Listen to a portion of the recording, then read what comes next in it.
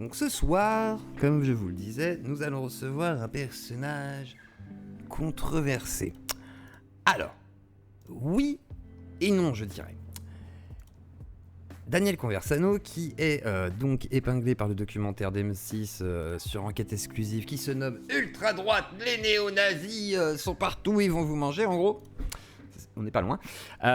Mais que je n'ai pas retrouvé d'ailleurs hier. Je l'ai cherché avant-hier, pardon. Je l'ai cherché absolument sur internet. Et là, bizarrement, sur M6 Replay, je l'ai pas retrouvé. Sur Molotov, j'ai même été voir sur Molotov et j'ai payé. Et je me suis désabonné juste après. Ça coûte 99 centimes du coup de cette merde pour vérifier s'il n'y avait pas le docu. J'ai pas retrouvé. Donc s'il y en a un qui l'a sur YGG, je sais pas quoi et tout, envoyez-le moi parce que j'aimerais bien l'avoir au moins en archive. Et je ne sais pas pourquoi il a été envoyé. Alors, est-ce qu'il y a des erreurs dedans? Est-ce que plein de gens portaient plainte? Je ne sais pas, Daniel Conversano se posait la question de savoir si, est-ce que ça vaut le coup ou pas. Bon, c'est compliqué.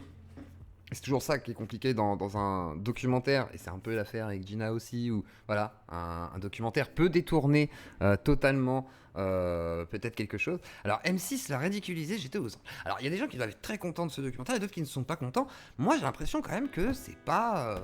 Enfin moi personnellement, je donne mon avis avant qu'il arrive. J'ai vu le documentaire.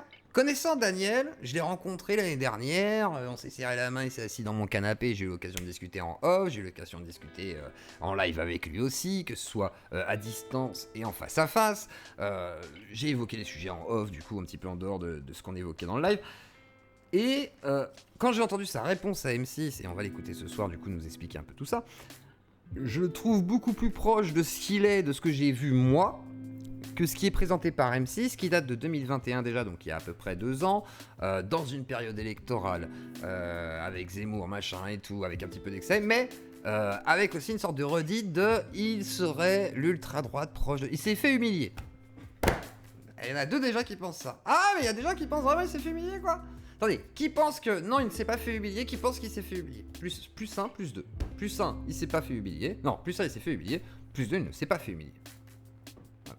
C'est ça. Je rigole, j'ai pas vu le doc. Ah putain, Monère, tu fais chier. Ouais, les gens ils vont se lancer là, mettre des bains. Plus 1, plus 2, c'est baisé. Porte un peu quand même plate pour Forêt. Ta chaîne, c'est quand même ton entrée. Oui, non, mais par contre, oui, bien sûr. Mais c'est juste que c'est la première fois que je vais aller porter plainte du coup contre quelqu'un. Mais au moins, ça vaudra le coup. Ce sera une star. Il est bankable. En principe, il vend des livres, donc je devrais gagner de l'argent. Ça peut valoir le coup. C'est vrai que. Faut que je trouve un bon avocat en fait, quoi. C'est surtout ça. Il me faut un méga avocat en menace, droit des affaires, machin, truc. Ouais, ah, il a failli me cracher dessus. Putain, je suis vraiment fatigué, moi. Donc voilà. Donc on va recevoir Daniel Conversano dans quelques minutes.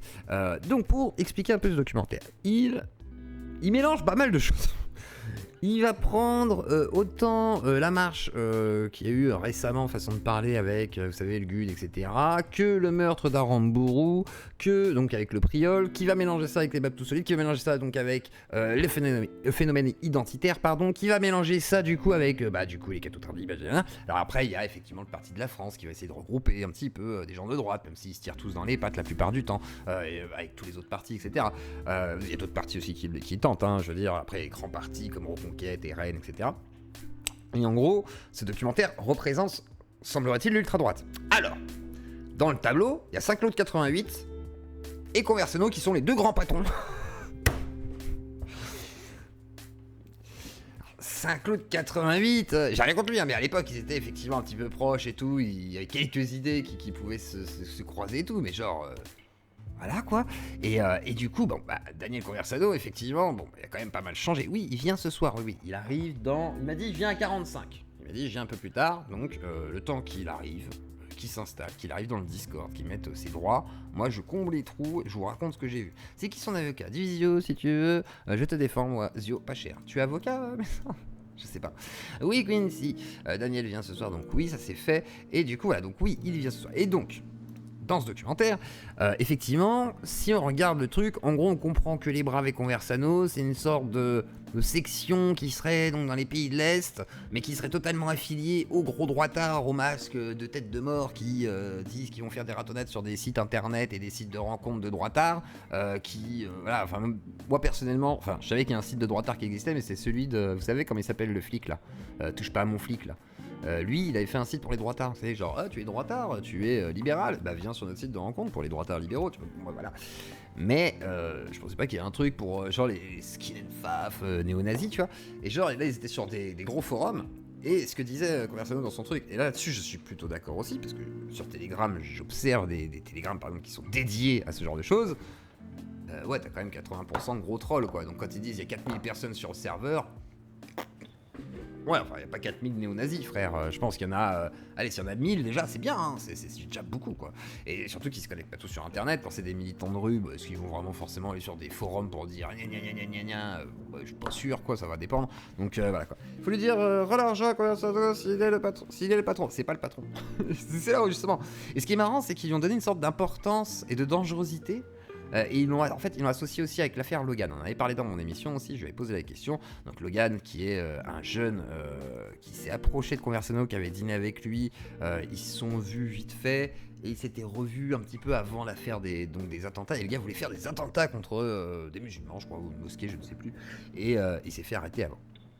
Il était en prison, le gars a semblerait-il vrillé de l'autre côté aussi, c'est-à-dire qu'il est très radical, mais maintenant plutôt de l'autre côté, quoi. Il dit ah bah non, c'est pas bien racisme et tout, il est plutôt comme ça, et ce qui est très bien pour certains, très mal pour d'autres. Mais en tous les cas, voilà, un garçon qui a été dans l'extrême et qui dit bah ouais, à cause de Conversano, je sais pas quoi et tout, machin. Et en fait, c'est vrai que Conversano, bon, quand il explique tout ça, et ça là-dessus je veux bien le croire, c'est que c'est vrai que c'est pas un gars qui avait l'air de faire partie des membres, des braves, pardon, qui était plutôt, bah voilà, qui était intéressé par le discours de Daniel, et qui par contre, bah, a été associé parce qu'ils se sont croisés dans cette période et que des fois association de malfaisants, ouais, pas malfaiteurs, malfaisants. Donc du coup bah Conversano est-il le diable? C'est la question. Parce que bon, là tout à l'heure on recevra Wide-Eyed Demon, là je continue à combler les trous en même temps, hein, c'est mon côté professionnel. On reçoit Wide-Eyed Demon d'ailleurs, qui a enquêté sur Conversano. Et vous vous souvenez, certains disaient oui, réseau de prostitution, machin et tout. Et elle-même a conclu dans son reportage, dans son enquête, que bah non, il n'y a pas de réseau de prostitution en tous les cas, ça c'est sûr et certain, que même certains profils de femmes sont peut-être même pas forcément existants, donc bon, peut-être que sur certains sites, après pas forcément sur les Instagram, les machins et tout, mais sur certains sites, bon, bah, on peut retrouver des dames qui posent pour vendre leur image à cet effet, et en gros, bon, voilà, ça se limiterait à ça, et un petit peu, peut-être, alors au pire, si les mecs n'ont pas trouvé de femmes, bah ils seront tristes. Alors après, elle avait sous-entendu aussi un autre truc, c'est qu'il pouvait peut-être avoir des problèmes pour les femmes. Ça, c'était au début du documentaire, je sais pas quelle est sa conclusion in fine, parce que, bah, il n'y a pas grand chose en fait, c'est-à-dire qu'elle n'a pas non plus pu avoir plus que ça. Je ne t'ai fait la promo du vaccin Pfizer. Oui, j'avais pas fait la promo, j'ai été vacciné effectivement parmi les premiers vaccinés dans l'hôpital, et du coup bah, il y avait les journalistes, ils m'ont pris en photo parce que je faisais partie, j'étais le premier vacciné de ma ville. Voilà, anti-manip. Donc va sucer Jeune Gauthier et dis-lui de fermer sa grande gueule parce qu'il n'est pas capable de répondre à la vidéo que j'ai faite sur lui. Et lui alors, est-il bizarre dans ses démarches avec les petites filles qui ont des robes plissées devant les écoles, hein, etc., etc. Bon bref. Le scammer fou, hein, Jeune Gauthier. Ouais, je vous le dis les gars, arrêtez d'idolâtrer des gens, ça ne sert à rien. Moi-même, hein, je veux dire, c'est pas pour rien que j'ai cette image un petit peu décadente. C'est que justement, je veux pas qu'on m'admire, ça me fait bien chier, je déteste ça. Et surtout, quand tu vois des gars comme Jeune Gauthier qui, lui, ne rêve que de ça et n'est pas foutu d'exister, bah, c'est comme ça la vie, hein, malheureusement, et il va falloir qu'il change en fait. Et il pourrait, moi je suis malheureux pour lui, hein, John, en vrai de vrai. Moi j'ai déjà discuté avec John, il s'était calmé vis-à-vis de moi parce que j'ai même fait réfléchir sur l'affaire Stan Mayo. Mais par contre, Jeune Gauthier, le souci qu'il a, c'est que bah, déjà il a un problème qu'il ne veut pas soigner, me semble-t-il. Je ne sais pas lequel c'est, hein, je ne suis pas psychiatre. Mais par contre, il faut qu'il prenne soin de lui, parce que sinon il va très mal finir en fait. Et que les gens comme vous, là, qui sont là, oui mais il dit vrai, puis de toute façon, qu'il continue sa lutte, vous êtes même pas là pour l'aider, vous êtes jamais là et tout. De toute façon, qu'est-ce qui va rester? Que dalle. Vous allez l'aider en Paraguay, jamais. Si jamais demain il va en prison, vous en battez les couilles, vous allez juste le regarder sur Telegram, vous foutre de sa gueule, et faire, ah, vous avez vu, elle a encore montré sa bite voilà, c'est bon quoi, arrêtez. Vous êtes aussi bon pour certains que lui. C'est ça le pire, c'est que je le plains lui aussi d'avoir des gens sur ses côtes. Parce que moi là où vraiment je le comprends, et c'est ce que je disais l'autre fois, parce qu'on parlait de Gérard Forêt, on a fait François Radical, etc. Et tout le monde se croit légitime à pouvoir harceler des gens en faisant toutes sortes d'émissions, de machins ou de trucs, d'organisations pour pouvoir faire chier quelqu'un en pensant que c'est tout à fait légitime, mais parce que comme c'est le camp du bien, on peut harceler. Et en fait, tout le monde harcèle. Et en fait, tout le monde est une petite pute. Donc, de John Gotti à ses fans ou les fans d'autres, etc., machin, plus d'autres. Enfin. Vous nous saoulez. En plus, j'ai pas dormi cette nuit, alors je vais vous dire les 4 vérités. Hein. Ras le cul. Ras le cul. Non mais sérieusement quoi. Donc arrêtez d'admirer, arrêtez un peu tout ça et soyez un petit peu rationnel. Tu fais penser à Marc-Olivier Faugiel et ses débuts. C'est-à-dire pourquoi? Ah peut-être parce que je suis très fatigué. Franchement cette nuit j'ai pas dormi. Je voulais pas dormir parce que je me suis dit si je fais une sieste après-midi, je vais pas revenir. Alors du coup j'étais là et j'ai fabriqué des trucs. Ouais sur Zelda, tu sais genre. Bah ça vole et tout. Ah par contre fatigué. Dieu-Clos il se plaint d'Isora mais refait la même avec Corda. Je me plains d'Isora? Mais non, je l'aime beaucoup, Isora. Enfin, j'aime vraiment bien Isora en vrai. Isora, je me plains de quoi? Il se plaint d'Isora, mais refait la même avec. Ah, tu veux dire. Ah, il se plaint que Isora fasse des menaces, je sais pas quoi et tout, tu veux dire. Et il fait la même chose avec Corda en menaçant de marteau, tuer sa femme, je sais pas quoi, c'est ça en gros. Ok, j'ai compris. Ouais, effectivement. Bah, c'est effectivement ça le problème. C'est effectivement le problème. Alors, Daniel a retweeté, donc c'est qu'il ne va pas tarder. Donc, oui, effectivement, c'est un problème ça. C'est que. Il y a un 2 poids 2 mesures. Moi, par exemple, il y en a qui m'ont reproché de m'énerver contre Gérard Forêt.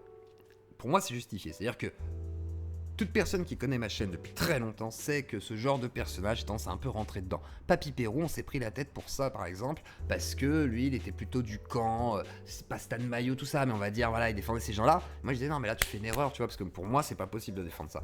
Et c'est la même chose avec Papy Pérou, pas avec Papy Pérou, avec Papy Forêt, parce que lui, du coup, bah, il va encore plus loin. Les reptiliens, les machins, les pédophiles sont tout le monde. Enfin, dès que tu dis, tu as tort, tu es pédo! C'est comme Billy, là, TPMY, là, qui a complètement explosé sur la chaîne. Malheureusement, bah les gars, t'es pédo! Voilà. Argument? Bah, je sais pas, tu m'as contredit, donc t'es pédo. Qu'est-ce que vous voulez faire?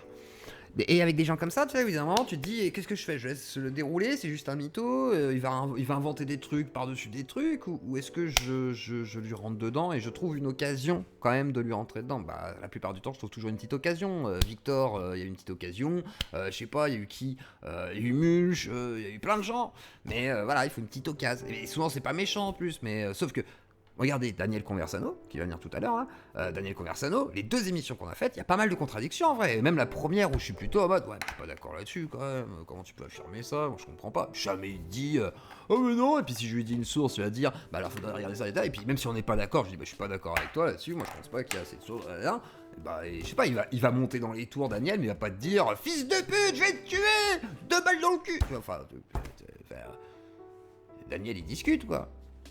Et c'est pour ça que je comprends même pas l'image d'ailleurs qu'on lui fait du coup. Parce que, genre, l'image de l'ultra droite, ultra sauvage, qui veut. Enfin, Daniel, c'est plutôt un non violent. Moi, je l'ai rencontré.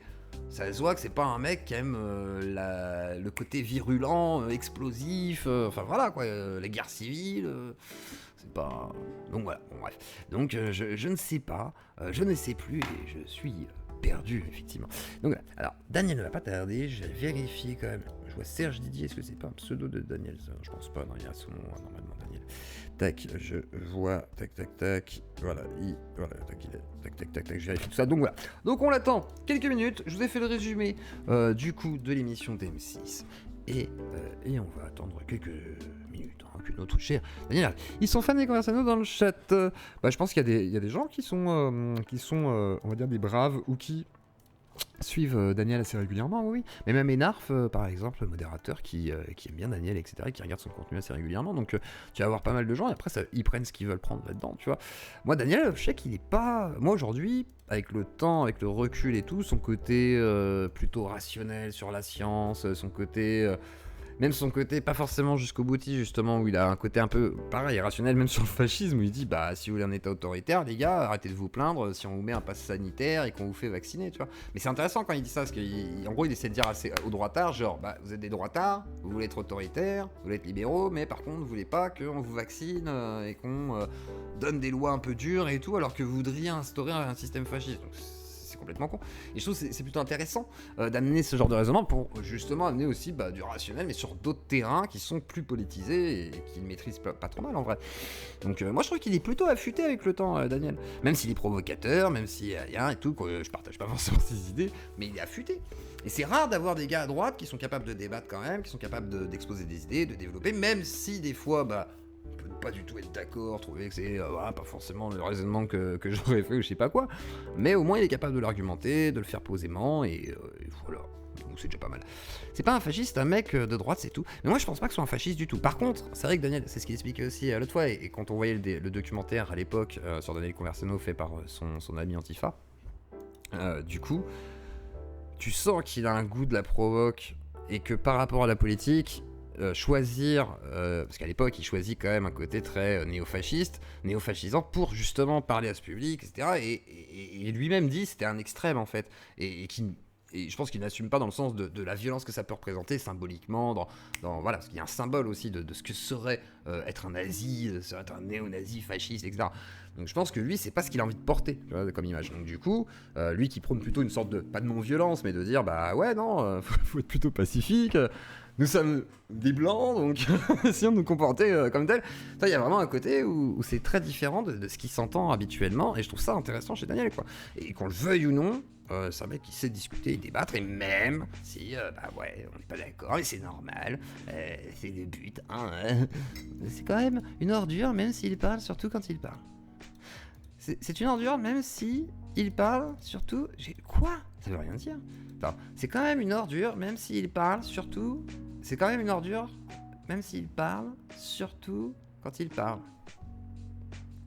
Mais c'est quoi une ordure pour vous ? Je sais pas, pour moi, le niveau de l'ordure, par exemple, ça commence... Par exemple, Gérard Forêt. Après, j'arrête. Mais je veux dire, là, on est quand même déjà peut-être au niveau un peu ordure, non ? Je sais pas. Je pense qu'il y a peut-être un seuil à respecter entre l'ordure et, je sais pas, quelqu'un que vous n'appréciez pas, vous pouvez considérer, je sais pas, enfin non, c'est... Bon, ok, bon. Bonsoir Daniel Conversano. M'entends-tu ? Alors bonsoir, je règle un problème de son, j'arrive tout de suite. Vas-y, je te laisse régler le problème de son. Donc voilà, moi je vous lis un petit peu. Très bonne question. Quelle est la question de l'INMAD ? Tu vas défendre chaque mec avec qui passer une soirée ? Non, mais par contre, j'ai le droit de défendre quand même Daniel. Je suis pas d'accord sur plein de choses. Il le sait très bien, parce qu'on en a déjà discuté, etc. Que ce soit ses positions sur la race, le cuir, mais par contre... je lui reconnais vraiment le côté je veux discuter avec des gens, des opposants, pas que avec des gens de mon camp parce que ça me fait chier, etc. Le fait que c'est un truc qui le stimule. J'aime beaucoup son côté un peu artistique justement, qui j'ai l'impression c'est quelque chose qui le tempère pas mal et tout. Mais bon, on va en discuter avec lui et oui, je défendrai ceux que j'ai envie de défendre. Allez vous faire foutre, voilà, merde. Stop. Bonsoir. Est-ce que tu nous entends cette fois-ci ? En fait, non mais vous m'entendez bien, mais moi j'ai un souci, c'est que je vous entends dans mon enregistreur son et ça me convient pas du tout. Ah, ok. Alors j'ai besoin de quelques minutes. Prends quelques minutes pour régler ça. Je te mute tranquille, je te laisse faire ça tranquillement et tout. Donc voilà. Donc effectivement, oui. Effectivement, on peut défendre certaines personnes que l'on reçoit, mais regardez, je défends bien Nico Clos, donc merde, au bout d'un moment, hein, je défends les gauchistes, les droitards, je défends les gens qui prennent au moins le temps de discuter et d'essayer de débattre. Azuzu, une ordure, c'est dans les actes qu'on les repère, pas les discours. Et exactement, et c'est pour ça que, bon, voilà, quoi, c'est un peu compliqué à ce niveau-là. Ces gauchistes commencent un KB pour moi. Ah ouais, KB pour vous c'est un gauchiste. Bah après c'est vrai que oui, j'avais déjà dit à KB que ça avait un côté, enfin qu'il pouvait avoir un côté gauchiste, que lui il me dit non, mais que moi je reconnais quand il va parler de lutte des classes et qu'il va dire bah les bourgeois moi ils me font bien chier, et tant que c'est des prolos qui prennent la maille, moi ça me va très bien. Ça c'est plus un discours de gauchisme sur le titre que de droitard. Mais après c'est pas un gauchiste non plus, faut pas pousser les gars. Vous abusez. Entre les mots des idées, des réflexes de survie et des gens qui découpent des gosses et qui démembrent des jeunes, oui, c'est sûr. Oui, c'est ce que je disais tout à l'heure. Mais même déjà, juste Gérard Forêt, tu vois, il est écrivain, tu vois, on pourrait faire une sorte de comparaison, il est passé à Livre Noir ou à Valeurs Actuelles. Bon, bah à partir de là, il y a déjà un niveau de, voilà, ordurier, quoi. Vous voyez ? De mon côté, je suis prêt. Bonsoir, Daniel Conversano. Allez, on y est cette fois. Salut, Zioclo, salut tout le monde. Alors, bonsoir Daniel. Alors du coup, je te reçois pour une occasion un peu particulière. T'es passé dans un documentaire, donc je vais aussi te laisser nous expliquer, j'essaie de faire un petit résumé concis. T'es passé dans un documentaire qui concerne l'ultra-droite et les néo-nazis, je me souviens plus du titre précis, et qui d'ailleurs a disparu, me semble-t-il. Alors je sais pas si tu as des nouvelles du documentaire, et alors comment tu es apparu dedans? J'ai appris que c'était en 2021, et quel est le contexte que tu as envie un petit peu de dénoncer par rapport à ce documentaire?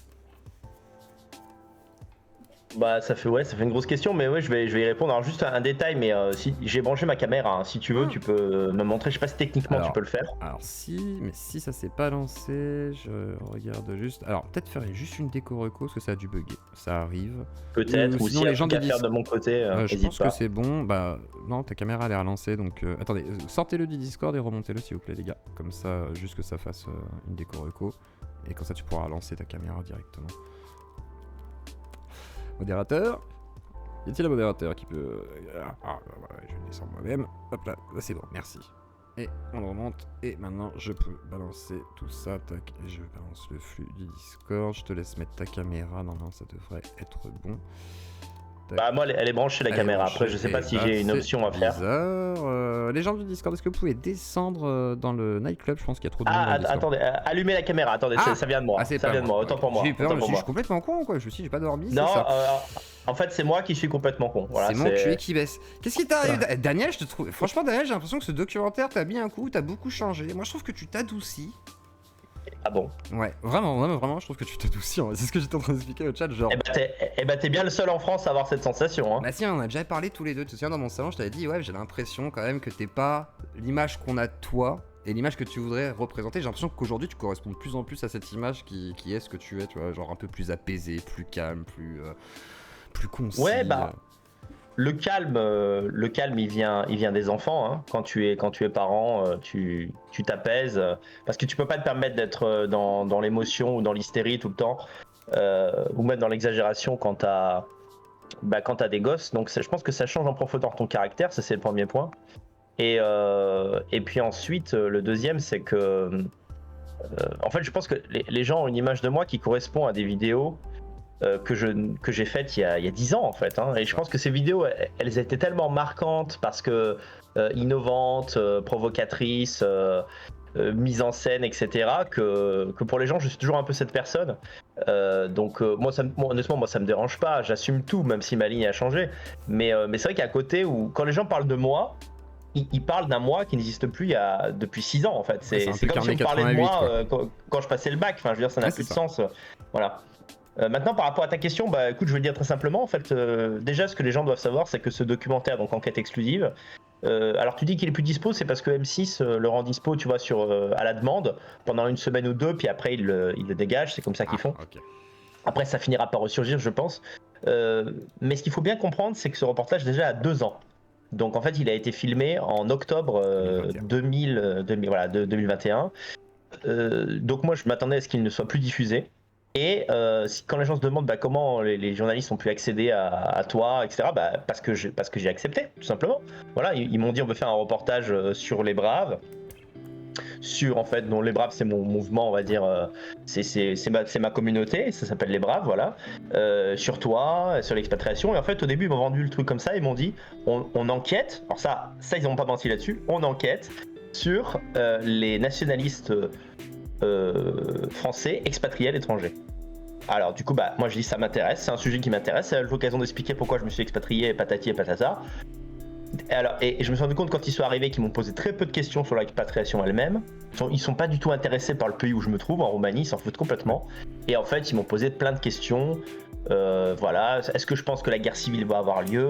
Est-ce que je le veux? Est-ce que ceci et le QI et le machin et le ci et le ça? Et donc je voyais un peu quelle sauce j'allais être mangé. À l'époque, je pensais qu'ils m'utilisaient pour diaboliser Zemmour parce que je soutenais Zemmour officiellement. Ouais. Voilà. Ce qui explique aussi que tu étais un peu radical par moment, peut-être dans tes positions, parce que c'était la période électorale aussi, peut-être. Non? Je sais pas, honnêtement, quand j'ai soutenu Zemmour, je l'ai fait un peu avec mon humour habituel, mais je crois pas avoir dépassé les bornes parce que je voulais pas non plus être un poids pour Reconquête, même si je passe pas grand chose. Il suffit qu'une vidéo buzz, voilà, et après les gens vont dire sur la télé, vous avez vu par qui vous êtes soutenu, etc.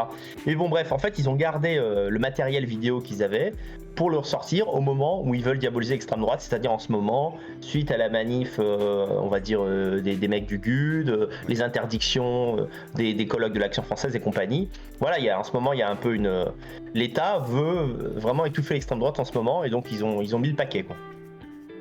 Très bien, donc du coup, ouais, ils ont assimilé aussi énormément du coup les Braves à tous ces mouvements en fait, clairement, dans l'idée. Oui, voilà, oui, par exemple. Totalement vu comme un mouvement. Alors, est-ce que toi, ton rapport à la violence, justement, par rapport à ce qui est dit dans le documentaire, et comment toi tu vois tout ça, par rapport à la droite et l'ultra-droite? Mon rapport à la violence, il est inexistant. Enfin, je veux dire, j'ai jamais suggéré même qu'il fallait descendre dans les rues, faire quoi que ce soit.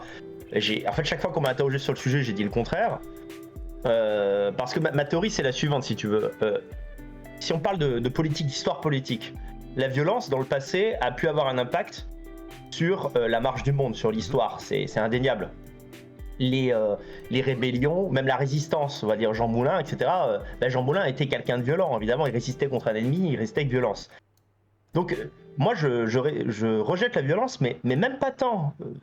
Je voudrais bien être clair là-dessus et être tout à fait honnête, même pas pour des raisons morales, mais parce que je pense que la violence dans le monde d'aujourd'hui, elle n'est pas utile pour la cause nationale. Puisque pour un nationaliste, être violent, c'est se conformer à ce que le système attend qu'on soit, afin de diaboliser davantage nos idées. Donc je comprends tout à fait que quand il y a un attentat où des Français se font tuer, d'ailleurs des Français un peu de toute confession, parce que c'est tellement multiculturel la France que maintenant que même quand il y a un attentat, il n'y a pas que des Blancs qui meurent dans les attentats. Mais bien sûr que j'ai une énorme colère à ces moments-là, et on va dire, faudrait pas m'interroger ces soirs-là sur ce que je veux qu'il se passe, parce que c'est une réaction. Mais je veux dire, on vit. Voilà, Hanouna, quelques jours après la mort de Lola, a dit. Il a dit un truc complètement con. Il a dit il faudrait qu'on la mette en perpétuité. Voilà, il faudrait qu'on lui donne perpétuité à la meurtrière sans la juger. En fait, même moi qui suis une extrême droite, je ne suis pas pour ça, puisque le jugement permet de déterminer à 100% que c'est bien la meurtrière et pourquoi elle a agi, etc. Donc oui pour la perpétuité, mais pas sans jugement. On n'est pas, je veux dire, on n'est pas au Moyen Âge, quoi. Voilà. Mais voilà, en dehors de ces moments, on va dire, où il y a une forte tension, une forte émotion collective, en fait, moi je dis aux gens, réussissez vos vies, faites des enfants. Le système vous dit de ne pas faire d'enfants, faites-en. Moi, je suis plutôt électoraliste. Quand vous avez une proposition électorale d'un parti qui veut réduire l'immigration, votez pour lui. Et puis ça s'arrête là. Voilà. Mais bon, il leur fallait un grand méchant, ça a été moi, et puis voilà. Et du coup, toi, tu l'expliques par rapport à ton image passée, en fait, forcément. Ou tu t'es fait piéger. C'est une vraie question. Hein. C'est une bonne question. Piéger, c'est si j'avais pas participé à l'émission. Là, j'ai participé à l'émission. On m'a menti sur le principe de l'émission. Et pour moi, c'était évident que il fallait parler de mon actualité, enfin de ma ligne actuelle, pas de ma ligne d'il y a 10 ans ou des vidéos facétieuses que je faisais pour faire marrer les faf, quoi. Oui. Maintenant, bon voilà, ces vidéos elles existent, qu'est-ce que je te dis, on me les ressortira toujours, il vaut mieux... Moi, ça me dérange pas qu'on diffuse les vieilles vidéos si à côté de ça, on dit ce que je suis maintenant, tu vois. Oui. C'est ça qui me dérange, c'est présenter une facette. En fait, je voulais un peu troller sur Twitter, je voulais dire excellent reportage sur le milieu nationaliste de l'année 2015. Enfin, je veux dire, on est en 2023. Les gens qui présentent comme mes amis, je les fréquente plus, c'est même devenu mes ennemis. Enfin, je veux dire, c'est crapuleux de ce point de vue-là. Puis c'est mal connaître le milieu de l'ultra-droite aussi. C'est vrai que quand je l'ai vu, moi, je trouvais que c'était tout un amalgame. Genre, on a le meurtre d'Arambourou qui est directement relié au GUT quasiment. Enfin, on est vraiment sur des trucs où tu te dis, attends, enfin, c'est pas vraiment ce qui s'est passé. Et je trouve qu'il y a une sorte de facilité, quoi. C'est assez étonnant. Vas-y. Le pompon, c'est au milieu de l'émission quand ils interrogent deux types qui sont dans un bunker et ils leur disent alors vous avez des influences dans le milieu, et ils me citent comme une influence. Alors que moi je n'arrête pas de me foutre la gueule de ces types qui apparaissent, ouais, c'est même plus que ça, qui interviennent sous pseudo avec un masque pour effrayer la population française, alors qu'en fait c'est des types qui restent dans leur coin et qui n'ont aucune action en fait sur l'actualité. Et pour moi ce moment-là il est totalement tu me demandais est-ce que voilà je me suis fait avoir, là c'est pour moi c'est carrément un mensonge journalistique. Pour moi en fait ils se sont mis d'accord avec ces deux gars, parce que si vous regardez le reportage, la manière dont ils parlent de moi, en fait ils me citent comme une influence, mais ils parlent de moi avec un complet irrespect. Enfin, c'est comme si un mec disait ouais j'aime bien Conversano, ce pauvre connard, quoi. Tu vois, c'est quasiment ça. Ils ont une façon, en fait c'est comme s'ils me balançaient. Ils disent oui alors on a peut-être une influence que vous connaissez peut-être, c'est Monsieur Daniel Conversano. Et franchement je te le dis, personne m'appelle Monsieur Daniel Conversano. Oui. Même les mecs qui me soutiennent le plus, ils m'appellent Danny, tout le monde me tutoie, personne parle de moi comme ça.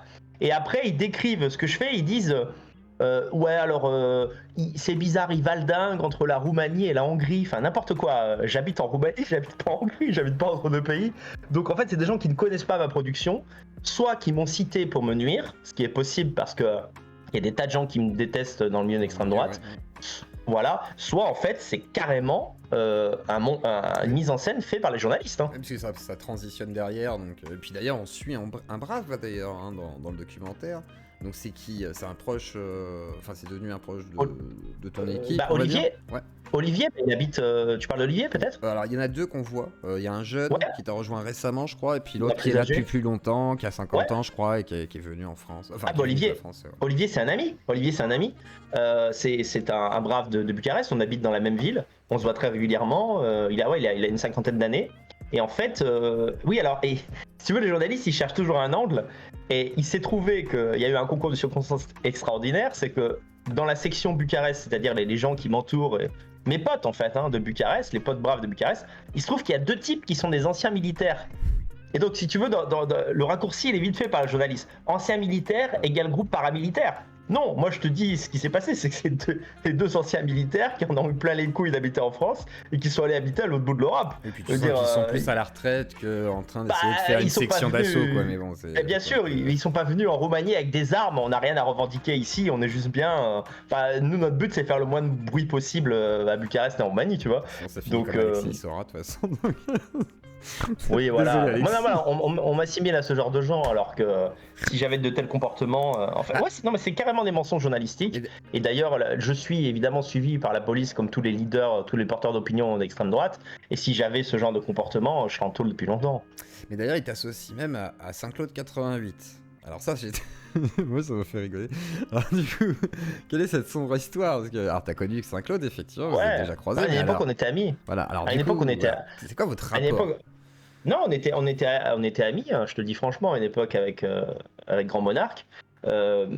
Maintenant, bon, moi, je l'ai toujours trouvé un peu trop radical pour moi, mais il avait un côté fun qui faisait passer sa radicalité, ça la faisait passer, quoi, tranquille. Et puis, franchement, je vais être franc, on a eu une embrouille et je ne me souviens même plus la source de cette embrouille. Mais il se trouve du jour au lendemain, il est devenu mon pire ennemi. C'est-à-dire, il a commencé à me critiquer en vidéo, dire que les braves étaient infiltrés par la police et blablabli et blablabla. Et donc, en fait, ce qui s'est passé, c'est qu'on s'est éloigné, évidemment, j'ai arrêté de le relayer. Après, en fait, depuis 2017, on suit des chemins différents. Et ce qui s'est passé, c'est que lui a radicalisé son contenu. Mais en fait en s'exposant. Et ça, je peux t'assurer que quand il a commencé à faire ça, je me suis dit, un jour ce mec, il va tomber. Parce que tu vois, il parlait de juifs, il parlait de révisionnisme. En gros, il faisait l'éloge du truc à truc. Enfin voilà, c'est extrêmement hardcore. Hein, c'est vrai qu'une vidéo de Grand Monarque, c'est violent, quoi. Il faisait l'éloge du nazisme, mais entre guillemets à visage découvert. Alors, il mettait des lunettes de soleil, mais si tu veux, la police, c'est pas ce qui les arrête. C'est pas parce que tu mets des lunettes de soleil qu'ils vont pas te retrouver. Et ce qui le sauvait, c'est qu'il habitait en Ukraine, et malheureusement pour lui, comme il y a eu la guerre en Ukraine, et bien en fait, il a été obligé de partir du pays, ce qu'on comprend parfaitement. Et d'ailleurs, les journalistes sont vraiment des enculés parce que quand ils parlent de lui, ils sont un peu moqueurs. Ils disent en gros, au premier coup de feu, il s'est barré de Kiev. Mais d'accord, mais c'est pas un soldat, le grand monarque. Pourquoi il serait resté à Kiev pour se faire plomber alors qu'il est même pas de nationalité ukrainienne? C'est complètement con. Mais voilà, il se moque pas des étudiants africains qui étaient à Kiev ou dans d'autres villes d'Ukraine et qui se sont barrés, pareil, le 24 février 2022. Donc bon, aujourd'hui, je suis un peu navré de ce qui lui arrive parce que je me souviens de notre amitié. Maintenant, force est de constater que par rapport à l'évolution de ma ligne, en réalité, cette radicalité, elle me nuisait en fait. Alors, elle me nuisait. Je vais te poser une question par rapport à cette radicalité. Est-ce qu'il n'y a pas un problème entre complotisme, l'ultra-droite de l'époque? Je dis bien de l'époque, parce que toi, justement, tu amènes un côté, même d'autres gens commencent à amener un côté rationnel, un peu zététicien, etc., tu vois, avec la science et tout. Ouais. Mais à l'époque, quand même, voilà, t'avais des grands monarques, t'en avais pas mal des en puissance, tu vois, qui partaient en couille avec des théories du complot total, même dans les cathos tradis, avec des géants, des machins. Enfin, c'était très dur, Glosy, machin et tout. Comment tu perçois ça, cette dérive un peu complotiste, ultra vénère? Bah moi je lutte contre, hein, je lutte contre. Alors tu as cité la zététique, je vois pourquoi, parce que les zététiciens se présentaient initialement comme des mecs qui voulaient en fait débunker justement les complots, et la démarche elle me plaît en elle-même, bah, pour montrer que tout ça c'était des conneries. Maintenant moi je te donne mon avis sur les zététiciens qu'on connaît, Acermandax et compagnie. Pour moi c'est juste des énormes gauchistes, hein. C'est des énormes gauchistes déguisés en scientifiques impartiaux, mais ils sont complètement partiaux. Et ça s'est révélé avec l'affaire psychodélique. Bon, on en Surtout les reparlera 4 peut-être. strikes, Voilà. Non, voilà, c'est, je veux dire, tu te poses comme un mec. En fait, voilà, Acermandax, c'est un censeur, comme tous les mecs d'extrême gauche. C'est-à-dire, en fait, il veut sa vision du monde et pas une autre. Sauf qu'il a eu la sournoiserie ou l'intelligence, je ne sais pas trop, peut-être un peu des deux, de présenter sa production comme quelque chose d'impartial avec la caution scientifique. Et moi je te le dis, ce n'est pas que ce qu'il dit est faux, c'est qu'il ne montre qu'une partie de la science. Il ne montre que la partie de la science qu'il arrange. Il ne montre pas l'autre partie. Voilà, enfin bref, on est parti sur autre chose. Pas de souci. On est parti sur autre chose, mais voilà, bah, si tu veux, les gens doivent comprendre que, bien sûr, il y a des complots qui existent. Je veux dire, un complot, c'est quoi ? C'est un projet fomenté par une organisation secrète ou par l'État pour obtenir un résultat. Mais le complotisme, c'est une démarche qui consiste à se dire, à chaque fois qu'il y a un fait historique, c'est un complot. Et comment on sait que c'est ridicule ? C'est que la théorie complotiste arrive 5 minutes après l'acte.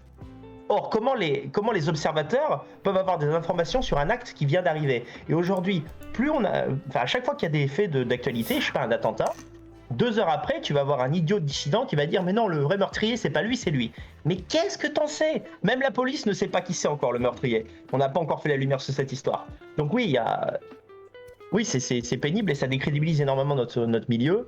Maintenant, c'est une lutte qui ne m'apporte pas grand-chose parce que les gens, en fait, ça c'est un truc important à dire, c'est que quand tu luttes contre le complotisme, les gens ont l'impression que tu es du côté du système. Oui. Et ça, c'est une remarque qu'on me fait très souvent. Et j'espère que les gens. Plein la gueule avec le vaccin, ouais, c'était à la limite ça. Entre autres.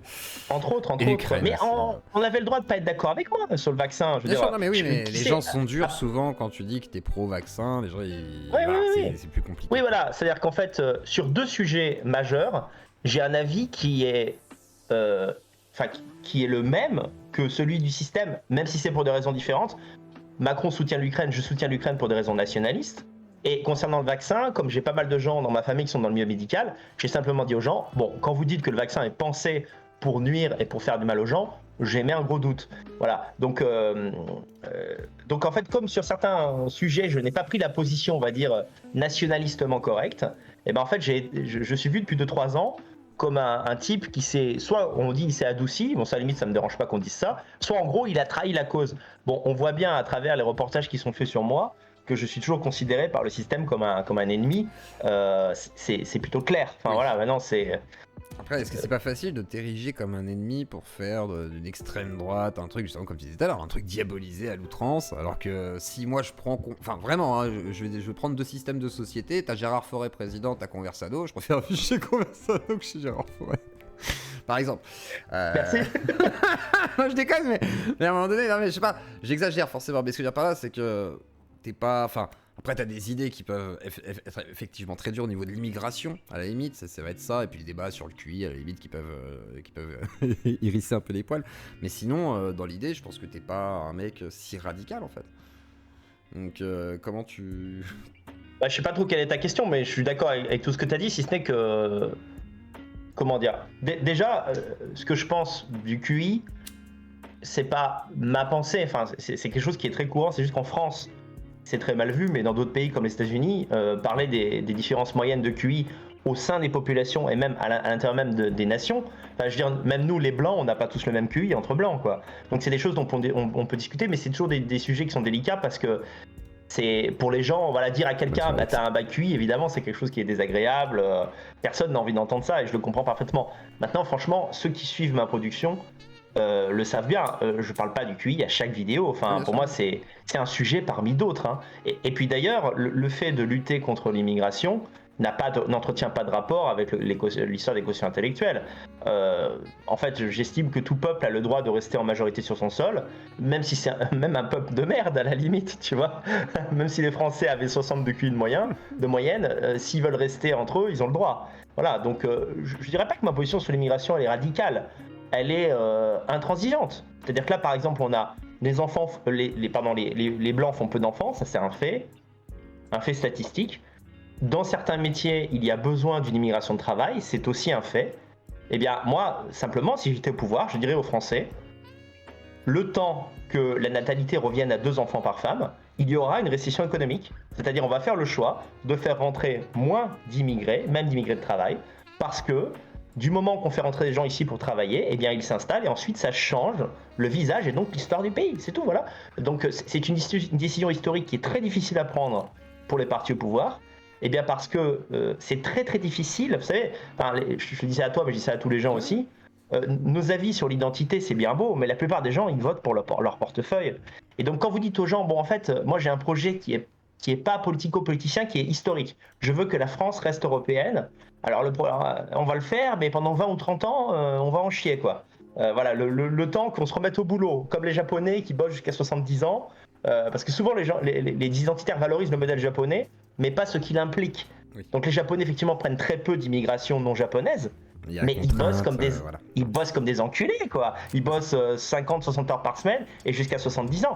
Bah si tu veux un pays qui est aussi prospère que le Japon sans immigration, faut faire pareil. Et moi ma crainte c'est que les Français ne sont pas prêts à entendre ce discours. C'est pour ça que moi, l'arrêt de l'immigration, c'est un horizon. Si déjà il y avait une réduction de l'immigration légale, et ça on peut quand même le prôner, je pense que... Ah mais t'as changé, tu vois, c'est là où je vois que t'as changé. C'est qu'avant t'étais en mode... Non mais il faudrait qu'ils partent tous, tu vois. Ah mais je veux qu'ils partent tous. Je sais, mais... Aujourd'hui, tu fais beaucoup plus attention à ce que tu dis, j'ai l'impression. Tu vois, il y a un côté beaucoup plus pondéré dans tes propos. C'est la chanson, tu sais. Mais moi non plus, je n'ai pas changé. Non, j'ai pas changé. C'est juste que, on va dire qu'avant, je n'avais pas de prétention à donner des conseils politiques. Je n'étais pas dans une démarche électoraliste. J'étais dans une démarche un peu de dédlingue, de provocation, pamphlétaire. Donc, tu vois, quand tu es dans le pamphlet, tu dis exactement ce que tu penses, et je dirais même plus, tu exagères ce que tu penses. C'est ça le pamphlet en fait quoi. Je sais pas, tu penses qu'un mec est un con, tu vas dire cette espèce de gros connard, fils de pute, etc. Voilà, tu vas exagérer. Mais aujourd'hui le discours immigration zéro, il effraie les gens et il est pas tenable dans une société où les gens ne veulent plus faire certains boulots et où les Français font 1,4 enfants par femme quoi. C'est trop tard, il y a du métissage, etc. Tu vois ce que je veux dire, il y a une sorte de... Ça c'est autre chose après. Ah bah ça c'est clair que même dans un processus de remigration, s'il existait, le cas des métis c'est très problématique. Maintenant, il y a quand même beaucoup de gens qui pourraient être migrés. Hein. Il y a beaucoup de gens qui habitent en France qui n'ont pas leur papier français. Il y a beaucoup de gens qui sont des naturalisés récents. Par exemple, on pourrait faire une loi qui dit que les naturalisés de moins de 10 ans seront rapatriés dans leur pays parce que c'est une décision qu'on prend et en fait du moment non mais c'est dur, non c'est pas de dur, moins de 10 ans, tu veux dire pas l'âge, tu veux dire moins de 10 ans sur le territoire. D'accord, voilà, moins de 10 ans c'est bien sûr, mais non, je me suis dit merde, si il est dur quand même. Renvoie les gosses et on garde les parents pour bosser. Allez, un projet quoi. Allez les enfants, on retourne au bled, mais on garde les parents pour nettoyer nos chiottes quoi. Je me suis égaré. C'est Gérard Fay m'a épuisé hier soir, putain. Non mais voilà. Okay. Non mais voilà, l'horizon évidemment, c'est toujours l'arrêt de l'immigration non européenne. Ça c'est toujours quelque chose qui est possible. C'est-à-dire parvenir au pouvoir, que ce soit Marine Le Pen ou Zemmour est au pouvoir, il peut faire un moratoire sur l'immigration et dire pendant 5, 10, 15 ans, on ne fait plus rentrer d'immigrés légaux en provenance d'Orient et d'Afrique. Pourquoi d'Orient ? Parce que la civilisation musulmane semble incompatible avec les valeurs de la République. Voilà, il peut formuler ce genre de discours sans qu'il soit considéré comme le plus grand des nazis. Et d'ailleurs, je pense que pas mal de Français sont d'accord avec ça. Et on fait un moratoire également sur l'immigration en provenance de pays d'Afrique noire, y compris de pays d'Afrique noire qui ne sont pas musulmans, parce que la démographie des pays africains, la démographie des pays africains est un danger pour l'Europe. Voilà, on ne peut plus continuer d'accueillir sur le territoire des gens qui font 5, 6, 7 enfants par femme. C'est juste impossible, c'est pas de la haine, c'est une question de bon sens. Alors, tiens, et moi je vais te dire... Vas-y. Non, juste, je voudrais... Il y a un point, c'est le vrai, où j'ai changé, c'est que moi je n'hésite pas, par exemple au deuxième tour, à voter pour Marine Le Pen, Alors que je vois bien que Marine Le Pen a une ligne politique qui est plutôt celle du patriotisme interethnique, on va dire, multi-ethnique. C'est-à-dire, en gros, tu aimes la France, tu te comportes bien, et ben, t'inquiète pas, tu vas rester sur le territoire, etc. Et ben, je pense malgré tout que dans une perspective électorale, elle a raison, parce que C'est réaliste. c'est réaliste, et pour gagner contre Macron, il lui faut, ou contre n'importe quel mec du centre ou de la gauche, il lui faut des voix, des quelques centaines de milliers, ou peut-être, je sais pas, 500 000, 1 million de métis ou de non-blancs, qui eux aussi en ont marre de l'insécurité en France. Voilà. Donc c'est sûr qu'un parti de droite aura toujours majoritairement des voix qui viennent des citoyens français de souche et de blancs, mais maintenant, vu le nombre d'immigrés qu'il y a en France, jouer la carte, on va dire, d'une droite libérale sécuritaire et du patriotisme, du nationalisme civique, bah, électoralement, c'est... Malheureusement, on voit bien que ça marche. Marine Le Pen a fait quand même des très bons scores. Donc voilà, moi j'essaie d'être réaliste. Je préfère Marine Le Pen au pouvoir que Emmanuel Macron.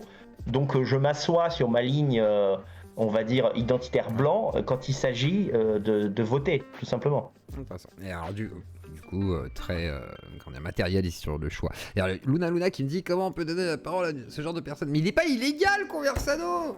Mais qu'est-ce que je dis Les gars, il a rien d'incroyable? dit là. Putain, enfin il a rien dit. Il dit des trucs, mais il dit pas des trucs non plus. Voilà. Après, vous pouvez pas être d'accord, mais il a rien dit. Il a pas dit je prends une bombe atomique, je sais pas quoi. Voilà, on se calme. Mais ce que je dis est banal dans 90% des pays du monde. Hein. C'est juste en France que ça vous paraît fou de dire ça, hein, mais c'est complètement normal. Hein, je veux dire. C'est un sujet Pascal Pro, il est plus radical que moi. Hein. Voilà, c'est ça. Il y a des moments où bon, bref. Et je comprends pas. Après, c'est compliqué. T'es vu. Mais moi, je te dis, hein, t'es vu comme le diable. Hein. Moi, c'était un exemple justement de Mandax quand tu parlais tout à l'heure de Zdetik qui disait ceux qui accueillent Conversano et ceux qui vont le rencontrer comme psychodélique. Et en plus, il m'a effacé. Hein. Je me suis dit carrément, tu vois, je suis invisibilisé et tout. Mais bon, c'est comme ça. Alors, pour revenir sur. Vas-y. Non, j'allais dire, c'est que c'est pas seulement ma radicalité, c'est. En fait, on pourrait se poser la question, c'est quasiment une question de philosophie dissidente. Pourquoi les gens me détestent? Et je me pose souvent la question, pourquoi les gens me détestent? Parce que je considère être un mec sympa, tu vois. Et en fait, je crois justement que c'est cette décontraction dans l'affirmation d'idées que les gens considèrent comme tabou qui gêne en profondeur, tu vois. Donc ça fait maintenant plusieurs années que mon discours en fait est plutôt positif que négatif, c'est-à-dire je dis oui, je suis fier d'être blanc, j'ai toujours voulu avoir des enfants européens, j'ai des enfants européens, et en fait le simple fait de dire ça fait chier les gens, Et en fait il faudrait que tu fasses tes enfants blancs comme les gauchistes, mais sans le revendiquer, sans dire que tu l'as fait. Raciste, voilà, sans dire que tu l'as fait parce que tu préfères ton peuple, quoi, tout simplement.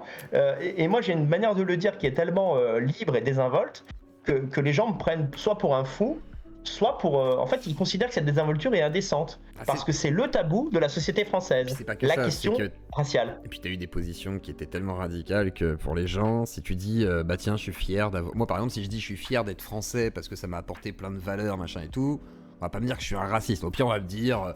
peut-être un peu réac, machin, tu vois, je suis pas assez de gauche à ce niveau-là. Mais par contre, on va pas me dire que je suis raciste. Si c'est toi qui dis ça, on va te dire que t'es un putain de raciste. Parce que justement, c'est parce que c'est Conversano, tu vois, tu peux pas détacher ça. Et c'est vrai que quand on voit Carnet 88, moi je me souviens de ce documentaire, on avait fait un réact là-dessus qui est très bien. Hein. Je voulais recevoir d'ailleurs le réalisateur. Mais c'est vrai que par contre, ça correspond à une époque. Et il faut le recontextualiser à chaque fois. Et ça, par exemple, quand je dis aux gens, t'as changé. Les gens ils veulent pas l'entendre parce qu'ils voient des images, ils se disent ah ben oui, c'est lui ça. Je voudrais citer un exemple de journalisme turpide et vraiment malicieux. Dans Carnet 88, il y a un moment, parce que le réalisateur du film, c'est un mec de gauche, je vous le dis clairement, mais c'est un ami. C'est un ami que j'ai depuis des années. Ouais, non pas d'enfance, mais de la fac. Ouais, de la fac. Donc en fait, ce qui nous unit, c'est qu'on est tous les deux très cinéphiles. On a déjà fait des films ensemble, des films amateurs, etc. Mais enfin, on était dans une asso de cinéma ensemble quand on était jeunes. Je l'ai rencontré quand j'avais 24 ans. Et voilà, en 2016, il m'a dit voilà, j'aimerais bien faire un documentaire sur l'extrême droite.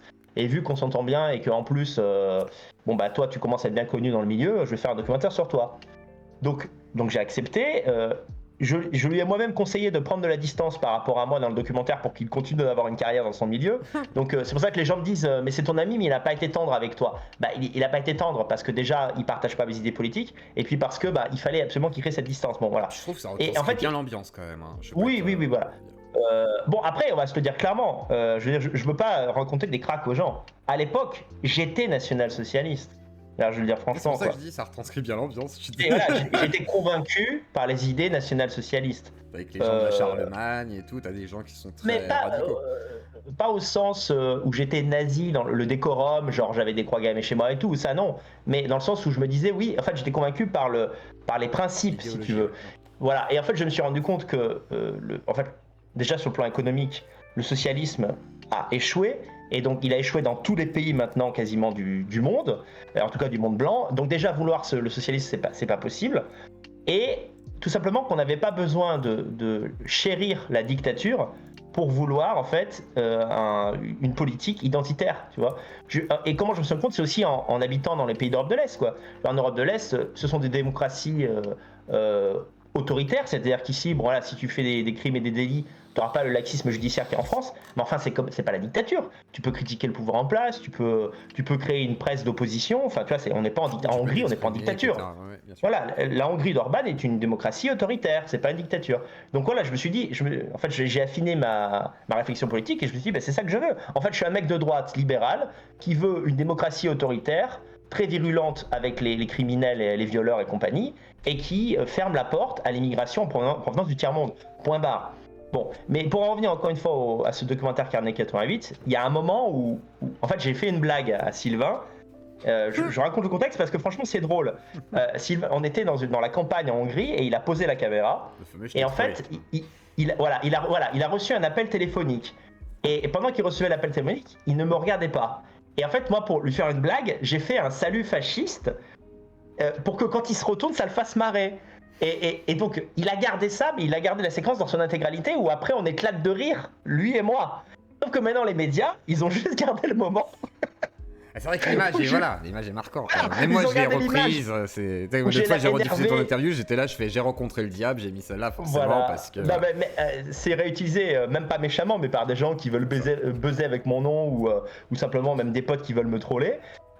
Et en plus sur cette image il y a un côté crépusculaire, on voit le soleil qui descend, j'ai une tête énervée, on dirait que je vais marcher sur le monde, alors que c'était réellement une blague. Mais voilà, voilà ce que c'est le journalisme en 2023. Et encore dans cette émission d'enquête exclusive, ils ont repris cette photo qu'on voit dans Google Images où je tends le bras pour donner le sentiment que je suis un être voilà. Et c'est encore aujourd'hui surtout, c'est ça le truc. C'était il y a très longtemps, ça, c'est la période Soral, Dieudonné, etc. aussi. Hein, donc faut se remettre vraiment dans un contexte. Ça fait 7 ans maintenant, ça fait 7 ans. Et regardez ce documentaire, il est très bien, Carnet 88, c'est intéressant à voir en tout cas pour une ambiance, et c'est quand même bien fait. Et puis on voit aussi Danny quand il est jeune, machin. Enfin, c'est pas mal foutu en fait, il y a quand même un côté qui suit de la chronologie.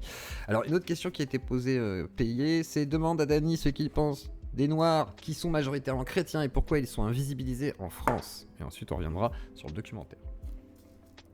Bah, je crois pas qu'ils soient particulièrement invisibilisés. Il suffit d'aller dans une église pour voir des Noirs chrétiens. Hein. Moi, tu sais, des fois en France, j'essaye d'aller à l'église parce que c'est souvent des beaux endroits, les édifices sont magnifiques. Et puis tu rentres et puis le prêtre est noir. Donc je vois pas en quoi il y a un complot qui cache les Noirs chrétiens. Je dirais qu'il y a des évangélistes protestants aussi, donc c'est pas forcément. Oui, non. C'est pas uniquement des catholiques, effectivement, mais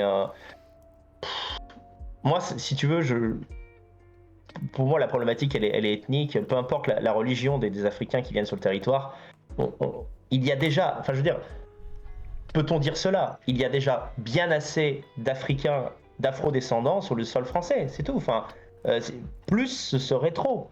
Donc en fait, quand même il se comporterait de la meilleure manière possible, on a le droit de choisir son immigration et de dire, je répète ce que j'ai dit il y a quelques minutes, que les gens qui viennent de pays où la natalité est à 7 de moyenne, c'est un danger pour l'Europe. On ne peut pas faire venir des gens qui ont ces habitudes.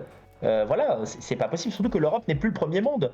L'Europe, c'est pas les États-Unis, c'est pas la Chine. Voilà, l'Europe est en galère économique, je crois que tout le monde avait remarqué. C'est pas le moment qu'on reçoive chaque année 300, 400, 500 000 personnes qui viennent de pays qui sont pas des pays dynamiques économiquement. Ça veut dire que les gens qui viennent, ce sont pas des gens qui vont, je veux dire, c'est pas des gens qui vont aider l'Europe à revenir à la première place sur le podium des nations. Donc, je suis totalement opposé à l'immigration africaine, quelle que soit la nature, quelle que soit la religion des Africains qui viennent. Après, j'allais te dire, parce qu'après, c'est ta croyance. Mais bon, je vais pas faire un débat sur justement le côté identité. Ce que tu disais, justement, c'est une histoire un peu de croyance quelque part, mais je sais pas, je ne sais pas. Mais pour revenir au documentaire, Donc, on t'affilie facilement donc à du terrorisme et tout, et on revient. Alors moi, je t'avais déjà questionné là-dessus, mais je vais te laisser refaire un petit point là-dessus sur l'affaire Logan, parce qu'ils le présentent, ils vont le voir au tribunal, ils vont le chercher et tout, et ils arrivent à lui faire dire des trucs, genre parce qu'en gros, il aurait changé totalement. Du coup, effectivement, il a pris, je sais pas combien de temps de prison, du coup, 2 ans, je crois, un truc comme ça. Je sais plus. Ah non, beaucoup plus. Il a pris 9 ans. 9 ans. Ah oui, d'accord, c'est long. Donc du coup, alors qu'est-ce qui s'est passé et dans le documentaire, comment tu perçois aussi parce que la manœuvre, moi je trouve c'est quand même de faire dire que voilà, c'est dangereux d'être avec toi et que ça peut rendre terroriste. Bah évidemment. Donc voilà, c'est comment tu vois le truc. En fait, oui, Logan, je l'ai rencontré, je l'avais rencontré 2 fois en 2016 et 2017. Et effectivement, il a eu ce projet d'attaque. Les policiers l'ont arrêté à temps et il en paye le prix aujourd'hui. Faut bien prendre conscience qu'il arrive en prison, il avait 20 ans, il en a aujourd'hui maintenant 27. Donc il a payé un prix fort. Mais logique, maintenant qu'on sait qu'il était coupable. Alors, c'est pas vraiment clair, mais il aurait monté un groupe dont le projet était à la fois des attaques sur des édifices religieux, mais aussi sur des personnalités politiques. Quoique je crois qu'il a été innocenté pour ça. À une époque, on avait dit qu'il avait pour le projet d'attaquer Mélenchon ou autre, mais il a été innocenté pour ça. Mais effectivement, dans le reportage, il y a eu une inversion. C'est-à-dire qu'en fait, les journalistes suggèrent que c'est moi qui ai influencé Logan. Alors que, sans du tout faire injure à Logan, c'est lui qui m'a causé du tort en voulant commettre cet attentat alors que je le connaissais. C'est-à-dire que ça aurait pu être... En fait, s'il était vraiment passé à l'acte, ça aurait été très très dangereux pour moi. Parce que voilà, quand il y a des morts, etc., on va essayer de chercher des coupables. C'est un peu comme à l'époque où il y avait l'affaire Le Priol Clément Méric. Ouais. Clément Méric, où en fait, les médias avaient... Voilà, ils avaient tout fait pour coller la responsabilité à Serge Ayoub, parce que Serge Ayoub connaissait les faits sur les avocats, etc. Donc ça, ouais, non, mais c'était un ami. Ses écoutes et ça, ils avaient dit oui, c'est une complicité. On peut le dire parce que Serge Ayoub ne l'a pas caché. C'était des amis qui fréquentaient souvent le bar de Serge Ayoub, etc. Mais par contre, Serge Ayoub n'avait rien à voir là-dedans. Il ne connaissait pas Clément Méric. Il n'a jamais dit à ces deux gars aller taper sur un mec d'extrême gauche au pif, évidemment. Il les a conseillés pour les avocats. En fait, c'est après coup. Voilà. Il les a dit bon bah faites pas les cons, allez voir je sais pas quoi, allez voir les flics, appeler les avocats, je sais pas quoi. Mais absolument. Donc oui, je le connaissais, mais je ne l'ai jamais influencé en ce sens. Et j'ai été très surpris d'apprendre qu'il avait ce projet. D'accord. Et donc, que le documentaire l'utilise, du coup. Alors, dans l'idée, M6, eux, ils te disaient que le documentaire, il allait servir à quoi parce que toi, t'as forcément une petite déception, t'as l'impression de ne pas avoir connu le projet directement. C'était quoi le projet de base initial ? Comme je t'ai dit tout à l'heure, le projet, ils m'ont vendu ça. Alors, je suis pas non plus complètement idiot. Je savais bien que l'angle serait pas totalement à mon avantage, mais en fait, ils m'ont dupé sur le thème. En fait, en gros, moi, je pensais que l'émission allait s'appeler, en gros, ces nationalistes, même pourquoi pas, ces nationalistes racialistes qui habitent en Europe de l'Est. J'accepte totalement cette définition. Sauf qu'en fait, le titre de l'émission, c'est l'extrême droite, la nouvelle menace terroriste. Et je suis présenté comme le maître à penser de tous les apprentis terroristes d'extrême droite. Enfin, c'est dangereux pour moi et c'est complètement faux. Donc moi, en fait, ce que je m'attendais, c'est d'expliquer aux journalistes, ce que j'ai fait quand ils m'ont posé la question, mais évidemment, ils n'ont pas gardé ça au montage, d'expliquer pourquoi j'étais parti en Europe de l'Est et que j'assumais mon choix, que je mettais l'identité européenne au-dessus du sentiment d'appartenance nationale. Donc en fait, la vérité, c'est que je me sens plus chez moi maintenant en Roumanie que je me suis jamais senti en France, parce que je suis entouré, on va dire, à 95%. Bucarest, c'est pas une ville 100% blanche, mais enfin, on s'en rapproche quand même. Et en fait, c'est une ville où il n'y a pas d'insécurité, c'est une ville où il n'y a pas de gauchisme. C'est une ville, c'est pas une ville de crasseux, c'est une ville où je peux vivre ma vie d'Européen, en fait, tout simplement. Et c'est ce que j'ai essayé de dire aux journalistes. Et j'ai même essayé, si tu veux, d'être un peu radical dans ma définition, enfin dans mon exposition de l'expatriation, parce que je voulais qu'ils passent ces moments. Et je me suis dit, si je suis un peu radical, ils vont passer ces moments. Tu vois, j'avais quand même cette stratégie. Mais non, ça n'a pas marché, parce que c'était pas assez diabolisable, tu vois. Ouais, il fallait qu'on me présente comme le mec qui, depuis la Roumanie, pousse des jeunes nationaux français à aller péter la gueule au premier noir ou au premier homosexuel qu'ils trouvent. Enfin, c'est juste faux, quoi. Et d'ailleurs, si je le faisais, c'est pas les journalistes qui s'occuperaient de mon cas, ce serait la police. Je veux dire, je suis Oui, fichesse forcément, depuis oui, c'est des ça. années. Et donc, en fait, les journalistes ont voulu faire leur buzz. Ils l'ont eu. L'émission a fait plus de 2 millions de spectateurs. Et toi, Voilà. Et puis, et toi, niveau publicité, est-ce que certains se sont dit ah mais le coup de pub pour Dany, incroyable. Est-ce que ça vaut le coup? Est-ce que tu vas porter plainte et est-ce que c'est un coup de pub quoi du coup? coup de pub, oui. Sur les réseaux, voilà, sur Telegram, j'ai gagné des abonnés. Sur Twitter aussi, mais c'est pas non plus mirobolant, hein. J'ai dû gagner sur Twitter, j'ai dû gagner 200 followers. Parce que tu sais, les gens, il y a 2 millions de gens qui voient le reportage et il y a 1 900 000 personnes qui l'ont oublié à peine le lendemain, tu vois. Quoi, c'est comme moi quand je vois des vidéos TikTok, un truc va me faire hurler de rire, mais je m'abonne pas forcément au truc du mec, tu vois. Donc c'est neutre en fait. Ça m'a pas, pour l'instant en tout cas, ça m'a pas bousillé, mais ça m'a pas non plus. Voilà, je te le dis direct, hein, quand je me suis connecté le lendemain à mon site, j'ai pas vu Oui. 2000 ventes. Hein. Ah mais après il pourrait y avoir une sorte d'impact soi-disant positif. Alors Ah, bah, moi, niveau j'aurais négatif, porter Moi, plainte. ça, ah oui, alors porter Ouais. plainte, le problème c'est que, alors déjà c'est pas très clair parce que c'est difficile de porter plainte parce que les extraits qu'ils ont mis de vidéos de moi sont des extraits de vidéos de moi. Donc tu vois, je peux pas dire ah bah non c'est pas moi dans l'extrait, tu vois. Et en fait, si je portais plainte, ce serait parce qu'on m'a amalgamé. En fait, le concept de reportage m'amalgame à des terroristes. Et c'est vrai qu'il y a quand même 2-3 points d'accroche. Par exemple, à un moment donné, ils disent que je suis l'idéologue de la guerre civile raciale. Oui. Ça, C'est chaud, faux. ça. C'est faux à plein de titres. Le premier, c'est que oui, j'ai édité un livre qui s'appelle Guerre civile raciale, mais je n'en suis pas l'auteur, premièrement. Deuxièmement, ce n'est pas parce que le livre s'appelle Guerre civile raciale qu'il appelle à la guerre civile raciale. Et troisièmement, je sais plus ce que c'était troisièmement, mais oui, c'est que, en fait, idéologue, ça veut dire quoi? Ça veut dire qu'en fait, il suggère C'est toi que qui je façonnes motive. leurs idées quoi, c'est ça. Voilà, et voilà. Pour En fait, passer- les mecs qu'on voit avec une cagoule et qui défilent ou qui sont dans des bunkers, en fait, en secret, ils regardent Conversano. Et moi, en fait, je me la coule douce en compagnie. Et en fait, les autres, je les envoie au casse-pipe pour faire la guerre au premier venu. C'est dégueulasse. C'est vraiment pas ce que je pense. Ce qui est marrant, c'est qu'il n'y a même pas de référence à des groupes de musique ou je sais pas quoi. Tu vois, ils auraient pu faire au pire un vrai, un vrai amalgame et un vrai melting pot, mais même pas quoi. Il n'y a pas d'NSD, il n'y a pas d'NSBM, il n'y a pas KB. KB était dans d'ailleurs, comment ça s'appelle, la fabrique du mensonge sur Lola. T'as vu ça du coup t'as Ouais, un j'ai petit vu. avis là-dessus? Ouais, j'ai vu. Bah là, toute la droite est mise dans le même sac. Hein. Ouais. Mais ça, je dirais, c'est un reportage. Je pense que même tous les spectateurs, tu vois, même les gens qui m'apprécient pas trop, si vous regardez sur reportage France 5, c'est tellement une honte. Qui peut être d'accord avec ça Il est quoi. trop orienté. Ah, Ouais. En gros, faut que ah, personne trop n'en parle orienté. à part les médias officiels. Et, Ouais, voilà. et si t'es de gauche, Bah, au pire. Mais sinon, tu fermes ta gueule. ouais, l'idée, c'était montrer que la droite a utilisé l'affaire Lola pour buzzer. Alors que notre indignation, elle était sincère et que si on n'en avait pas parlé, c'est un fait, ce serait éteint comme n'importe quel fait divers. Donc, et puis moi j'avais dit c'est un fait extraordinaire, malheureusement, pas dans le sens positif mais le sens négatif, et c'est bien le problème justement de ce genre d'affaires. Et après chacun y voit les problématiques qu'il veut.